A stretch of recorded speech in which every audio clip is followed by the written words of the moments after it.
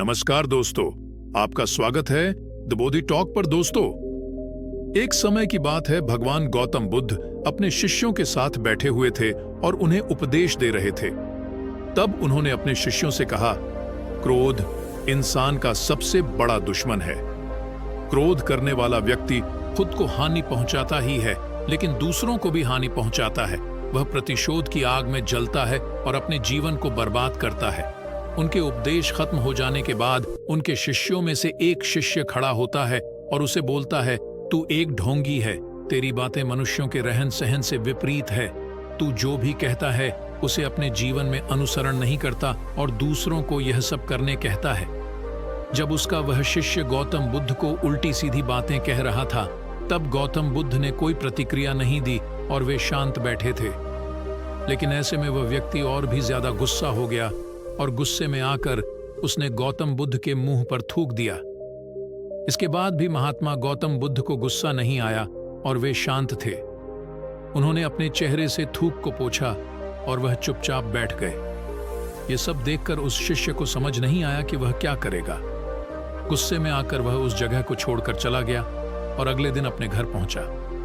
जैसे ही वह अपने घर पहुंचा, तब तक उसका दिमाग शांत हो चुका था। दिमाग के शांत होते ही उसे इस बात का एहसास हुआ कि उसने कितनी बड़ी गलती की है, उसे पाप हुआ है। वह खुद को मन ही मन कहने लगा, यह मैंने क्या कर दिया? मैंने महात्मा बुद्ध का अपमान किया है। ऐसा पाप मैं कैसे कर सकता हूँ? मैंने बहुत बड़ी गलती कर दी। मुझे जाकर उनसे माफी मांगनी होगी। यह कहकर वह तुरंत ही गौतम बुद्ध के पास चला गया, लेकिन गौतम बुद्ध उस स्थान पर नहीं थे। ऐसे में वह शिष्य जगह जगह भटक कर उन्हें खोजने लगा। जैसे ही उसे महात्मा बुद्ध मिले तो वह उनके पैरों पर गिर गया और उनसे कहने लगा, मुझे माफ कर दीजिए, मुझसे गलती हुई है।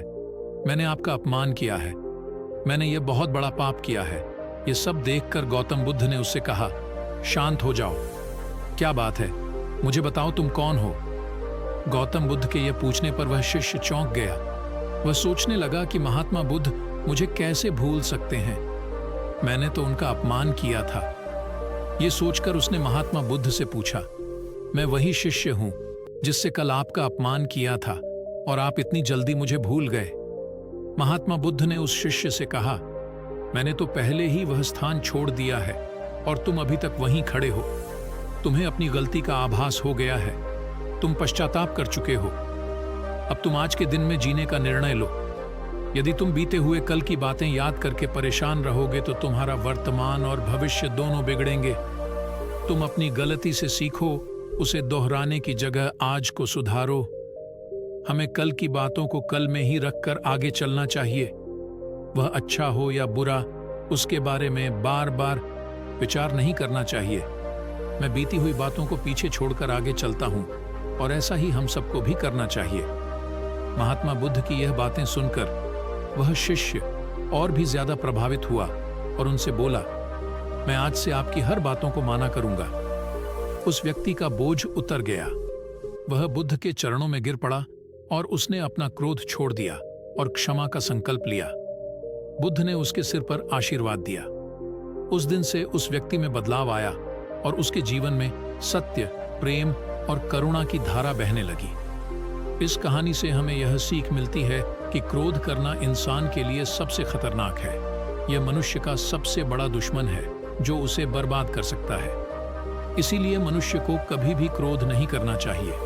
हमें यह भी सीख मिलती है कि बीती हुई बातों को हमें भूलकर आगे बढ़ना चाहिए।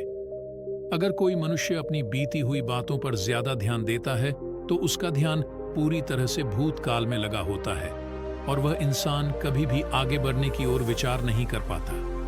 इसीलिए हमेशा पुरानी बातों को छोड़कर आगे बढ़ने की सोचे। हम सब जानते हैं कि क्रोध हमारे जीवन में विपरीत परिणाम ला सकता है, इसीलिए इसे संयमित रखना आवश्यक है। और इसी बात को ध्यान में रखते हुए गौतम बुद्ध ने हमें अपने उपदेशों के माध्यम से एक महत्वपूर्ण संदेश दिया है। बुद्ध भगवान ने कहा है, क्रोध ऐसी आग है जिसमें क्रोध करने वाला दूसरों को जलाएगा तथा खुद भी जल जाएगा।